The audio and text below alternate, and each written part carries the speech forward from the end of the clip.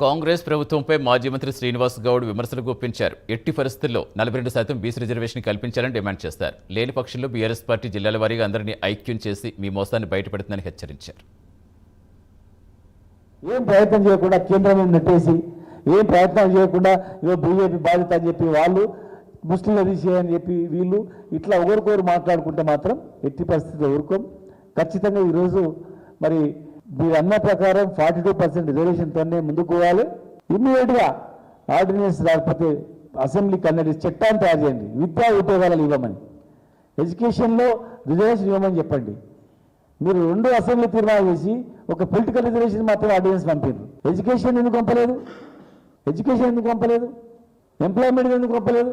కనుక వీటిపై యాక్షన్ తీసుకోవాలని చెప్పి డిమాండ్ చేస్తున్నాం. లేదంటే బీఆర్ఎస్ పార్టీ ఖచ్చితంగా జిల్లాల వారీగా దశల వారీగా మేమందరినీ ఐక్యం చేస్తాం, ప్రజలను ఐక్యం చేస్తాం. ఒక బీసీలనే కాదు అన్ని వర్గాలను ఐక్యం చేస్తాం. ఇలాంటి అసమానతలు వచ్చినప్పుడు రాష్ట్రం కానీ దేశం కానీ బాగుపడదు. రాజకీయ అసమానతలు కానీ ఆర్థిక అసమానతలు కానీ ప్రజల మధ్యలో ఉంటే ఎప్పటికైనా ప్రమాదమే. ఏదో ఒక రోజు ఒక అగ్నిజ్వాల బాధ ఉద్యమాలు వస్తాయి. అవి